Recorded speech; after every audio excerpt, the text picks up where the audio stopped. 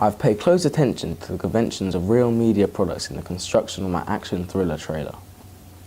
Through my research, I discovered that editing was the defining feature of my trailer. As the cuts are often synchronised to the music as seen in Skyfall and Taken,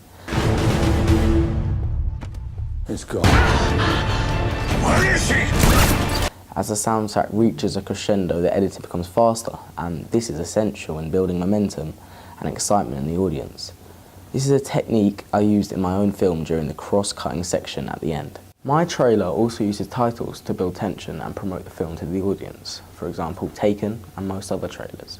However, I've subverted the conventions of action thrillers through my absence of SFX. This was partly down to my budget constrictions, but primarily because I wanted to focus on the drama of my story and the performance of my actors. The soundtrack that I used was not typical of an action thriller genre and completely subverted the audience's expectations of what they believed that they would hear.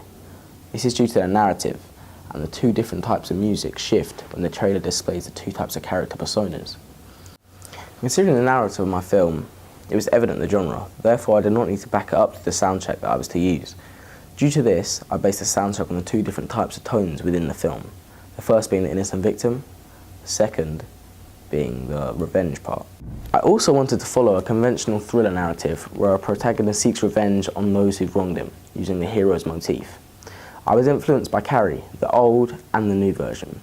People who use the hero's motif are Harry Potter, True Grit, for example, and I also decided to follow a non-linear narrative structure in my trailer, in which it ends in an enigma. Therefore, it was important to shoot key moments of action without giving away too much of the plot.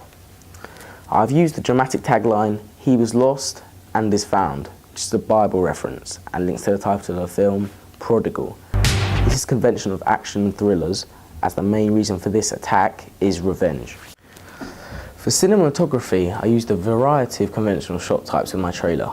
For example, a high-angle shot to make my protagonist look vulnerable, the then low-angle shot, which gives power to the protagonist at the end of the trailer. Finally, a close-up of the shoes, adding a sense of mystery and tension, leaving the audience on a cliffhanger.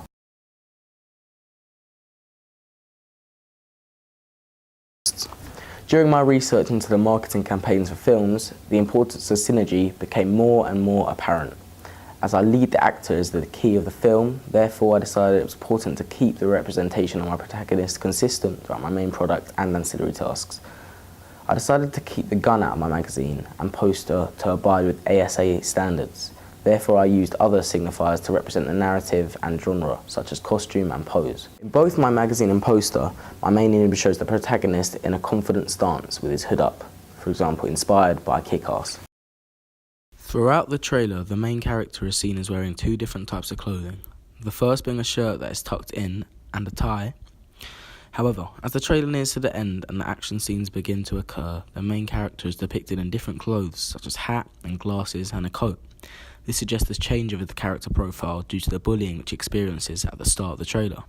His second attire straight away implies the next phase of his personality. In both the magazine cover and the poster, he is seen wearing the same attire as the second phase, which portrayed him as bold and confident, which typically would engage an audience to watch the film. I also created synergy through my use of colour palettes and fonts. All three products use the dominant colour of black, which is a convention of the action thriller genre. I used a range of media technologies in the construction, research, planning and the evaluation for the film. The main site I was on was YouTube. This is an American video sharing website and is one of the most popular sites on the web. Therefore, the most used technology would be the internet itself. This was beneficial as it allowed me to access information on how to improve my main products and ancillary tasks. This was also where I found most of my posters and magazine covers that I needed to analyse from Google Images. This is where I could type in the genre of what I wanted to research and I would get answers specifically tailored to that genre. This was all my research and planning, in which I used the internet in order to get a basic understanding of what I would be doing and how to do it. I displayed all of my research on Wix. In the construction of my ancillary tasks, I used Photoshop in order to edit and perfect my two tasks. Moreover, when filming, I used a DSLR camera, a Nikon camera, while using the tripod to help it. After a while, I slowly got the hang of it, and while filming the main product, I was extremely comfortable with what I needed to do. After all my scenes were finished, I put them on the software Adobe Premiere Pro, where I have the ability to create a film and edit it to run smoothly and run exactly how I intend it to. This software gives me the ability to add effects that would benefit my film and also my evaluation, as I use the same software. For my ancillary tasks, I was mainly on Photoshop, as this is where I could create my poster and magazine cover from scratch in order to conform to the typical conventions of these products within this type of genre. In addition, through the construction of my film, for the soundtrack, I used Audio Network, which is a site giving a range of choices of music to choose from.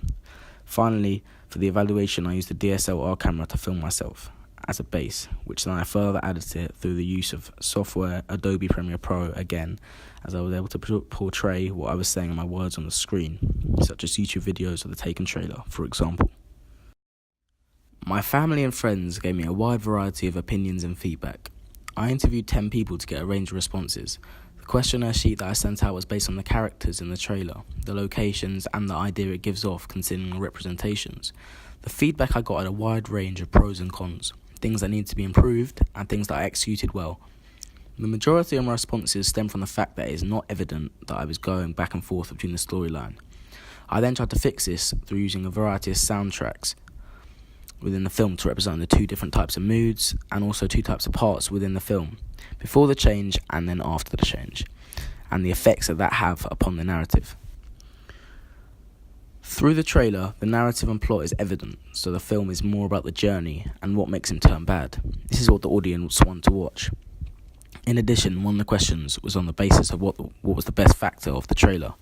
Most responses were based on the formation of the trailer and how I used the plot in a way that almost gave the main story away without explaining the reasons why, which subverts from the general standard purpose of a trailer.